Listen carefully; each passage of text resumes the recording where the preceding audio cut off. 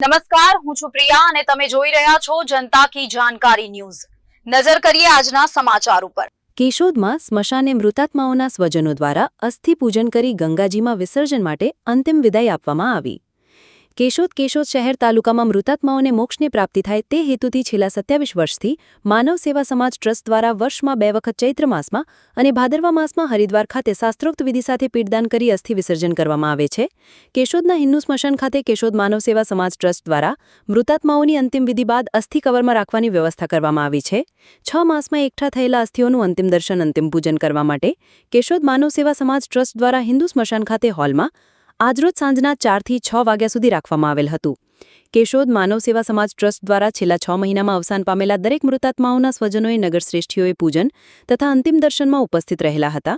સનાતન ધર્મમાં ગંગાજી ખાતે મૃતાત્માઓના અસ્થિ વિસર્જન કરવાનું ખૂબ જ ગૂઢ સત્ય દર્શાવવામાં આવ્યું છે, ત્યારે કેશોદ પંથકના મૃતાત્માઓને મોક્ષ ગતિ મળે એવા સરાહનીય હેતુથી સ્વખર્ચે હરિદ્વાર જવાનું અને શાસ્ત્રોક્ત વિધિ સાથે પેટદાન કરી વિસર્જન કરવાની કામગીરી છેલ્લા 27 વર્ષથી માનવ સેવા સમાજ ટ્રસ્ટના ટ્રસ્ટીઓ શશીભાઈ જેસુર, વિપુલભાઈ ઠુંબર અને રાજુભાઈ બોદર, કાંતિભાઈ ડાભી સહિતના ટ્રસ્ટીઓ દ્વારા અવિરતપણે કામગીરી કરવામાં આવી રહી છે।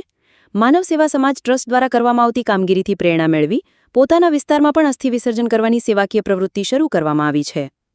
રિપોર્ટર નરેશ રાવલિયા, કેશોદ। જય શ્રી કૃષ્ણ, જય ભોળાનાથ। આજરોજ કેશોદ મુક્તિધામ પર કેશોદમાં છેલ્લા 27 વર્ષથી માનવ સેવા સમાજ ટ્રસ્ટ દ્વારા કેશોદ સ્મશાન પર રાખવામાં આવેલ મૃતાત્માના અસ્થિનું આજે પૂજન તથા અંતિમ દર્શન રાખેલ હતું, જેમાં બહોળી સંખ્યામાં મૃતાત્માના સ્વજનો પધારેલ અને બધાએ સાથે મળી પૂજન કરી અને રામધૂન ગાઈ અને સાથે બધાએ અંતિમ વિદાય આપેલ છે।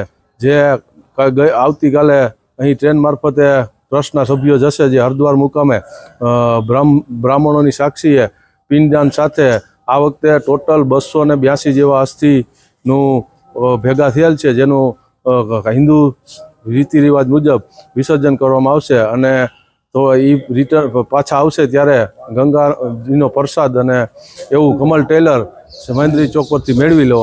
આભાર, જય શ્રી કૃષ્ણ।